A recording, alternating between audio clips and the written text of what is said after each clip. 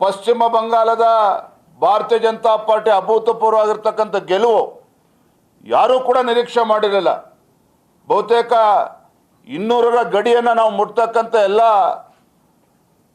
ಸಂಕೇತಗಳಿಗಾಗಲೇ ನಾವು ನೋಡ್ತಾ ಇದ್ದೇವೆ. ಪಶ್ಚಿಮ ಬಂಗಾಳ, ಅಸ್ಸಾಂ, ಇವತ್ತು ಪುದುಚೇರಿ ಭಾರತೀಯ ಜನತಾ ಪಾರ್ಟಿಯ ಗೆಲುವು ಒಂದು ಕಡೆ ನರೇಂದ್ರ ಮೋದಿಜಿಯವರ ನಾಯಕತ್ವಕ್ಕೆ ಒಂದು ದೊಡ್ಡ ಶಕ್ತಿಯನ್ನು ತುಂಬಿದಂತಾಗಿದೆ. ನಮ್ಮ ರಾಷ್ಟ್ರೀಯ ಅಧ್ಯಕ್ಷರಾಗಿರುವಂತಹ ನಿತಿನ್ ನಬೀನ್ಜಿಯವರ ನೇತೃತ್ವದ ಮೊದಲ ಚುನಾವಣೆ ಬಹಳ ದೊಡ್ಡ ಒಂದು ಸಂದೇಶವನ್ನು ನೀಡಿರುವಂಥದ್ದು. ಮತ್ತೊಂದು ಕಡೆ ಇಡೀ ದೇಶದಲ್ಲಿ ಅಮಿತ್ ಶಾಜಿ ಅಂತ ಹೇಳಿದ್ರೆ ಚುನಾವಣಾ ಚಾಣಕ್ಯ ಅಂತೇಳಿ ಇವತ್ತು ಪ್ರತಿಯೊಬ್ಬರು ಕೂಡ ಮಾತನಾಡ್ತಾ ಇದ್ದಾರೆ. ಈ ದೇಶದ ಒಬ್ಬ ಚಾಣಕ್ಯ ಅಮಿತ್ ಶಾಜಿಯವರ ತಂತ್ರಗಾರಿಕೆನೂ ಕೂಡ ಈ ಎಲ್ಲ ರಾಜ್ಯಗಳ ಭಾರತೀಯ ಜನತಾ ಪಾರ್ಟಿಯ ಗೆಲುವಿಗೆ ನಮಗೆ ದೊಡ್ಡ ಶಕ್ತಿಯನ್ನು ತುಂಬಿದೆ ಅನ್ನುವ ಮಾತನ್ನು ಸಂದರ್ಭದಲ್ಲಿ ಹೇಳ್ತೇನೆ. ಬಹಳ ಮುಖ್ಯವಾಗಿ ಪಶ್ಚಿಮ ಬಂಗಾಳ ವಿಶೇಷವಾಗಿ ಅಲ್ಲಿನ ಕಾರ್ಯಕರ್ತರಿಗೆ ದೊಡ್ಡ ಸಲಾಮನ್ನು ನಾವು ಹೇಳಬೇಕಾಗಿದೆ. ಕಾರಣ ಅಂತೇಳಿದ್ರೆ ಹಲವು ದಶಕಗಳ ನಿರಂತರ ದಬ್ಬಾಳಿಕೆ ನಮ್ಮ ಕಾರ್ಯಕರ್ತರ ಮೇಲೇನೋ ಆಗ್ತಾ ಇತ್ತು. ಇದೆಲ್ಲದಕ್ಕೂ ಕೂಡ ಇತಿಷ್ಠ ಆಗ್ತಕ್ಕಂಥ ಕೆಲಸ ನಮ್ಮ ಕಾರ್ಯಕರ್ತರುಗಳು ಕೂಡ ಮಾಡಿರ್ತಕ್ಕಂಥದ್ದು. ಎಲ್ಲ ಈ 3 ರಾಜ್ಯಗಳ ಎಲ್ಲ ನಮ್ಮ ಕಾರ್ಯಕರ್ತರು ಕೂಡ ನಾನು ತಮ್ಮ ಮುಖೇನ ಅವರಿಗೆ ವಂದನೆ ಅಭಿನಂದನೆ ಕೂಡ ನಾನು ಸಂದರ್ಭದಲ್ಲಿ ಸಲ್ಲಿಸೋಕೆ ಇಚ್ಛೆಪಡ್ತೇನೆ.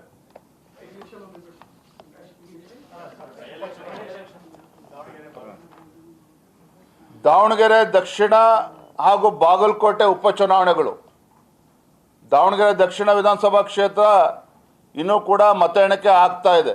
ಬಹುಶಃ ಯಾರು ಗೆದ್ರೂ ಕೂಡ 1-2 ಸಾವಿರ ಓಟಲ್ಲಿ ತೀರ್ಮಾನ ಆಗ್ತಕ್ಕಂಥದ್ದು. ಇನ್ನು 3 ಸುತ್ತಿನ ಮತ ಎಣಿಕೆ ಇನ್ನೂ ಕೂಡ ನಡೀತಾ ಇದೆ. ನನಗೆ ಸಂಪೂರ್ಣ ವಿಶ್ವಾಸ ಇದೆ ದಾವಣಗೆರೆಯಲ್ಲಿ ಭಾರತೀಯ ಜನತಾ ಪಾರ್ಟಿ ಗೆದ್ದೇ ಗೆಲ್ಲುತ್ತೆ ಅನ್ನೋ ವಿಶ್ವಾಸ ನಮಗೆ ಸಂಪೂರ್ಣವಾಗಿದೆ. ಬಾಗಲಕೋಟೆ ನಾವು ನಿರೀಕ್ಷೆ ಮಾಡಿರಲಿಲ್ಲ. ಹಿಂದೆ ಕಾಂಗ್ರೆಸ್ ಗೆದ್ದಿದ್ರೂ ಸಹ ಈ ಬಾರಿ ಆ ಕ್ಷೇತ್ರದಲ್ಲಿ ಮತದಾರರು ನಮ್ಮನ್ನು ಕೈ ಹಿಡಿತಾರೆ ಅನ್ನೋ ವಿಶ್ವಾಸ ನಮಗೆ ಸಂಪೂರ್ಣವಾಗಿತ್ತು. ಯಾಕೆಂತೇಳಿದ್ರೆ ದಾವಣಗೆರೆ ದಕ್ಷಿಣ ಮತ್ತು ಬಾಗಲಕೋಟೆನಲ್ಲಿ ನಮ್ಮ ಕಾರ್ಯಕರ್ತರು ಸಾಕಷ್ಟು ಶ್ರಮವನ್ನು ಹಾಕಿದ್ದಾರೆ. ನಮ್ಮ ಸಂಘಟನಾ ಚಟುವಟಿಕೆಗಳಿಗೆ ಏನೇನು ಆಗಬೇಕು ಎಲ್ಲವೂ ಕೂಡ 100ಕ್ಕೆ 100ರಷ್ಟು ನಾವು ಶ್ರಮವನ್ನು ಹಾಕಿರ್ತಕ್ಕಂಥದ್ದು. ಇದ್ರ ಮಿಗಿಲಾಗಿನೂ ಕೂಡ ಏನು ಮಾನ್ಯ ಮುಖ್ಯಮಂತ್ರಿಗಳು ಸ್ವತಃ ಮುಖ್ಯಮಂತ್ರಿಗಳು ಬಾಗಲಕೋಟೆನಲ್ಲಿ ಬಂದು 15 ದಿನಗಳ ಕಾಲ ಬೀಡು ಬಿಟ್ಟಿರ್ತಕ್ಕಂಥದ್ದು. ಸಚಿವ ಸಂಪುಟದ ಸದಸ್ಯರುಗಳು ಇವತ್ತಲ್ಲಿ ಬೀಡು ಬಿಟ್ಟಿದ್ದು ಎಲ್ಲ ಕೂಡ ತಾವು ನೋಡಿದ್ದೀರಿ. ಆದರೆ ಇದ್ರ ಆಗಿಯೂ ಕೂಡ ನಾವು ಗೆದ್ದೇ ಗೆಲ್ತೇವೆ ಅನ್ನೋ ಸಂಪೂರ್ಣ ವಿಶ್ವಾಸ ನಮಗಿತ್ತು. ಆದರೆ ಬಾಗಲಕೋಟೆ ನಮಗೆ ಹಿನ್ನಡೆ ಆಗಿದೆ ಅನ್ನೋದನ್ನು ನಾವು ಒಪ್ಕೊಳ್ತೇನೆ. ಆದರೆ ಕಾರ್ಯಕರ್ತರು ಮಾತ್ರ ಸಾಕಷ್ಟು ಶ್ರಮವನ್ನು ಹಾಕಿದ್ದಾರೆ.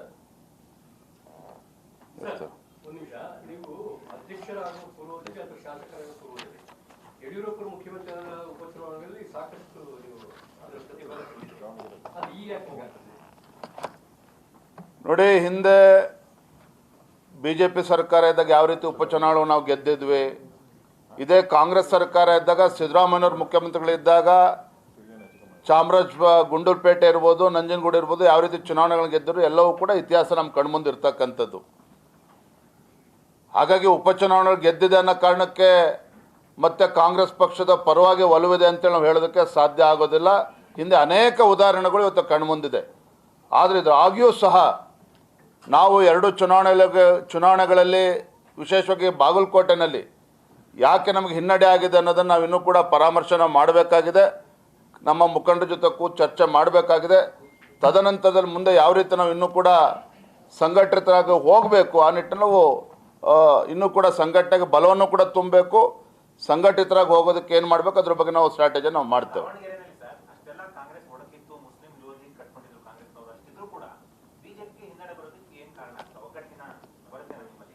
ನೀವೇ ಸಾಕ್ಷಿ ಇದಿರೋದು ಮಾಧ್ಯಮದ ಸ್ನೇಹಿತರು.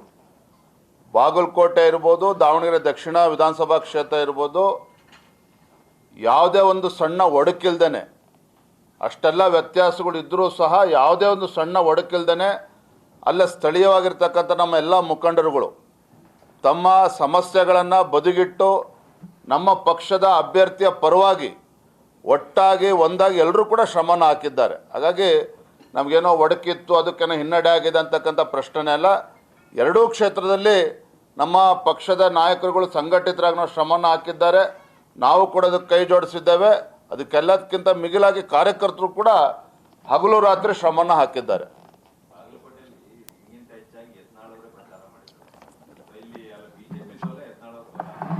ಒಂದು ನಿಮಿಷ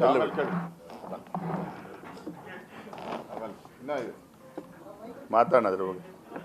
ಪಂಚರಾಜ್ಯ ಚುನಾವಣೆಯಲ್ಲಿ ಬಿಜೆಪಿಗೆ ಮತ ನೀಡಿದಕ್ಕಂಥ ಎಲ್ಲ ಮತದಾರರಿಗೆ ಕರ್ನಾಟಕ ಬಿಜೆಪಿ ಪರವಾಗಿ ಅಭಿನಂದನೆ ಸಲ್ಲಿಸ್ತಾ ಇದ್ದೀರಿ. ವಿಶೇಷವಾಗಿ ಭಯೋತ್ಪಾದಕರ ಹೆಬ್ಬಾಗಿಲಾಗಿದ್ದಂಥ, ನುಸುಳುಕೋರರ ಹೆಬ್ಬಾಗಿಲಾಗಿದ್ದಂಥ ಬಾಂಗ್ಲಾದೇಶದವರು ಸುಮಾರು 2 ಕೋಟಿ ಜನ ದೇಶಕ್ಕೆ ಬರೋ ರೀತಿ ಅವ್ರಿಗೆಲ್ಲ ಒಂದು ರೀತಿ ಆಧಾರ್ ಕಾರ್ಡ್ ಎಲ್ಲ ಕೊಟ್ಟಂಥ ಮಮತಾ ಅವರ ರಾಜಕೀಯದ ಜೀವನ ಇರ್ಬೋದು, ಸರ್ಕಾರ ಇರ್ಬೋದು, ಇವತ್ತು ಅಂತ್ಯ ಆಗಿದೆ. ದೇಶದ ಭದ್ರತೆಗೆ ನರೇಂದ್ರ ಮೋದಿ ಒಬ್ಬರೇ ಸೂಕ್ತ ಅನ್ನೋವಂಥದ್ದು ಈ ಚುನಾವಣೆಯ ಫಲಿತಾಂಶ. 5 ರಾಜ್ಯದ ಚುನಾವಣೆ ನಡೀತಾ ಇದ್ರೂ ಕೂಡ ದೇಶದ ಗಮನ ಎಲ್ಲನೂ ಕೂಡ ವೆಸ್ಟ್ ಬೆಂಗಾಲ್ ಕಡೆನೇ ಇತ್ತು. ಕಾರಣ ಅಲ್ಲಿನ ದುರಾಡಳಿತ, ಪ್ರತಿನಿತ್ಯ ಹಲ್ಲೆ, CBI ಇರ್ಬೋದು, ಇನ್ಕಮ್ ಟ್ಯಾಕ್ಸ್ ಇರ್ಬೋದು, ನ್ಯಾಯಾಂಗದ ಮೇಲೆ ಆಪಾದನೆ ಮಾಡ್ತಕ್ಕಂಥದ್ದು ಇರ್ಬೋದು, ರಾಜ್ಯಪಾಲರ ಮೇಲೆ ಆಪಾದನೆ ಮಾಡ್ತಕ್ಕಂಥದ್ದು, ಇದೇ ಚಾಳಿ. ಇವತ್ತು ಅದು ಅಂತ್ಯ ಆಗಿದೆ. ಇಡೀ ದೇಶದ ಭದ್ರತೆ ಇವತ್ತು ಗಟ್ಟಿಯಾಗುವಂಥ ಒಂದು ವಾತಾವರಣ ಇದೆ. ಸುಮಾರು 15 ವರ್ಷಗಳ ಕಾಲ ಅಲ್ಲಿ ಬೇಲಿ ಹಾಕಕ್ಕೂ ಬಿಟ್ಟಿಲ್ಲ. ಬಾಂಗ್ಲಾದೇಶದ ವಲಸಿಗರು ಏನು ಬರ್ತಾ ಇದ್ರು, ಭಯೋತ್ಪಾದಕರು ಏನು ಬರ್ತಾ ಇದ್ರು, ಅದನ್ನು ಬೇಲಿ ಹಾಕಕ್ಕೂ ಬಿಟ್ಟಿರಲಿಲ್ಲ ಆ ತಾಯಿ. ಇವತ್ತು ಅದಕ್ಕೆ ಅಂತ್ಯ ಆಗಿದೆ. ಇದೊಂದು ಇಡೀ ದೇಶಕ್ಕೆ ಸಂತೋಷ ಕೊಡುವಂಥ ಒಂದು ವಿಚಾರ. ಇನ್ನು ಉಳಿದಂತೆ ನಮ್ಮ ರಾಜ್ಯದ ಅಧ್ಯಕ್ಷರು ಹೇಳಿದ್ದಾರೆ, ಎಲ್ಲ ರಾಜ್ಯಗಳಲ್ಲೂ ಕೂಡ ಟೋಟಲ್ ಅಲ್ಲಿ ತಗೊಂಡಾಗ ಬಿಜೆಪಿಗೆ ಜನ ನರೇಂದ್ರ ಮೋದಿ ಅವರಿಗೆ, ಅಮಿತ್ ಶಾ ಅವರಿಗೆ, ನಮ್ಮ ರಾಷ್ಟ್ರೀಯ ಅಧ್ಯಕ್ಷರಿಗೆ ಬೆಂಬಲ ಕೊಟ್ಟಿರೋದು ಸ್ಪಷ್ಟ ಕಾಣ್ತಾ ಇದೆ. ಇನ್ನು ಮುಂದಿನ ದಿನಗಳಲ್ಲಿ ಕಾಂಗ್ರೆಸ್ ಮುಕ್ತ ದೇಶ ಆಗ್ತದೆ. ಕಾಂಗ್ರೆಸ್ ಮುಕ್ತ ದೇಶ ಆಗುವಂಥದ್ದಕ್ಕೆ ಇದೆಲ್ಲನೂ ಕೂಡ ದಾಪುಗಾಲಾಗ್ತಾ ಇದೆ. ಇನ್ನು ಇವತ್ತಿಗೂ ಅಷ್ಟೇ, ಈಗಲೂ ಅಷ್ಟೇ ನಮ್ಗೆ ವಿಶ್ವಾಸ ಇದೆ, ದಾವಣಗೆರೆ ನಾವು 1,000 ವೋಟಲ್ಲಾದರೂ ನಾವು ಗೆಲ್ತೀವಿ. ನಾವು ಈಗ ತಾನೇ ಫೋನ್ ಮಾಡಿದ್ರೆ ಅಲ್ಲಿ ನಮ್ಮ ಜಿಲ್ಲಾಧ್ಯಕ್ಷರಿಗೆ ಎಲ್ಲರಿಗೂ 1,000 ವೋಟಲ್ಲಾದರೂ ನಾವು ಗೆಲ್ಲುವಂಥ ವಾತಾವರಣ ದಾವಣಗೆರೆಯಲ್ಲಿ ಇದೆ. ಅದರಿಂದ ತಮಗೂ ಗೊತ್ತಿದೆ, ಯಾವುದೇ ಬೈ ಎಲೆಕ್ಷನ್ ನಡೆದಾಗ ಕರ್ನಾಟಕದಲ್ಲಿ ನಾವು ನಮ್ಮ ಸರ್ಕಾರ ಇದ್ದಾಗ 16 ಬೈ ಎಲೆಕ್ಷನ್ ನಡೀತು, 15 ನಾವು ಗೆದ್ದಿದ್ವಿ. ಇದು ಸಿಂಪತಿ ಮೇಲೆ ನಡೆಯುವಂಥ ಚುನಾವಣೆ. ಅಲ್ಲಿ ಕಾಂಗ್ರೆಸ್ಸಿನ MLAಗಳು ತೀರೋಗಿದ್ರು, ಅವರ ಸಿಂಪತಿ ಮೇಲೆ ನಡೆಯುವಂಥ ಚುನಾವಣೆ. ಆದರೂ ಕೂಡ ದಾವಣಗೆರೆಯಲ್ಲಿ ಒಳ್ಳೆಯ ಫೈಟನ್ನು ನಾವು ಕೊಟ್ಟಿದ್ದೀರಿ. ದಾವಣಗೆರೆಯಲ್ಲಂತೂ ಒಳ್ಳೆಯ ಫೈಟ್ ಕೊಟ್ಟಿದ್ದೀರಿ. ಇನ್ನೂ 40,000 ವೋಟ್ ಕೌಂಟ್ ಇದೆ. ಇನ್ನೂ 40,000 ವೋಟ್ ಕೌಂಟ್ ಮಾಡ್ತಾ ಇದ್ದಾರೆ. ಸೊ ನಮಗೆ ಈಗಿರೋವಂಥ 5-6 ಸಾವಿರ ಲೀಡ್ ಆರಾಮ್ಸೆ ನಾವು ದಾಟಿ ಆಚೆ ಬರ್ಬೋದು ಅನ್ನೋ ವಿಶ್ವಾಸ ನಮಗಿದೆ. ನಮ್ಗೆ ಬರ್ತಾ ಇರೋವಂಥ ಫೋನ್ ಅಲ್ಲಿಂದ ನಾವು ಗೆದ್ದೇ ಗೆಲ್ತೀರಿ ಅಂತ ವಿಶ್ವಾಸದಲ್ಲಿ ನಮ್ಮ ಕಾರ್ಯಕರ್ತರೆಲ್ಲ ಹೇಳ್ತಾ ಇದ್ದಾರೆ. ಆದ್ದರಿಂದ ಕರ್ನಾಟಕದಲ್ಲೂ ಕೂಡ ನಾವೆಲ್ಲ ಒಟ್ಟಾಗಿ ಒಗ್ಗಟ್ಟಾಗಿ ಯಾವುದೇ ಒಂದು ಸಣ್ಣ ಸಮಸ್ಯೆನೂ ಇಲ್ಲದೆ ನಾವು ಹೋರಾಟವನ್ನು ಮಾಡಿದ್ದೀರಿ. ನಮ್ಮ ಒಂದು ದಾವಣಗೆರೆಯಲ್ಲಿ ಒಬ್ಬ ಬ್ಯಾಕ್ವರ್ಡ್ ಒಬ್ಬ ಕಾರ್ಯಕರ್ತರಿಗೆ ಟಿಕೆಟ್ ಕೊಟ್ಟು ನಾವು ಚುನಾವಣೆಯನ್ನು ಸ್ಪರ್ಧೆ ಮಾಡಿದ್ರಿ. ಅದರಿಂದ ಇವತ್ತು ಇಷ್ಟೊಂದು ವೋಟ್ ನಮ್ಗೆ ಬಂದಿದೆಯಲ್ಲ. ಈ ಕಳೆದ ಬಾರಿ ನಾವು 25,000 ವೋಟಲ್ಲೇನೋ ನಾವು ಸೋತಿದ್ದು. ಈ ಬಾರಿ ನೆಕ್ ಟು ನೆಕ್ ಫೈಟ್ ಇದೆ. ಮುಖ್ಯಮಂತ್ರಿನೇ ಒಪ್ಕೊಂಡಿದ್ದಾರೆ. ಅವರ ಈಗ ಪತ್ರಿಕಾ ಹೇಳಿಕೆ ನೋಡಿದೆ, ಅಲ್ಲಿ ನಾವು ಭಾಳ ಕಡಿಮೆ ಅಂತರದಲ್ಲಿ ಗೆಲ್ಲುವಂಥ ವಾತಾವರಣ ಇದೆ. ಇಲ್ಲ, ನಮಗೆ ನಾವು BJP ಗೆಲ್ಲುವಂಥ ವಾತಾವರಣ ಇವತ್ತಿಗೂ ಈಗಲೂ ಕಾಣ್ತಾ ಇದೆ. 40,000 ವೋಟಿಂಗ್ ಕೌಂಟ್ ಆದಮೇಲೆ ನಮಗೆ ಅಲ್ಲೂ ಕೂಡ ಗೆಲುವಾಗ್ತೈತೆ ಅನ್ನೋ ವಿಶ್ವಾಸ ನಮಗಿದೆ.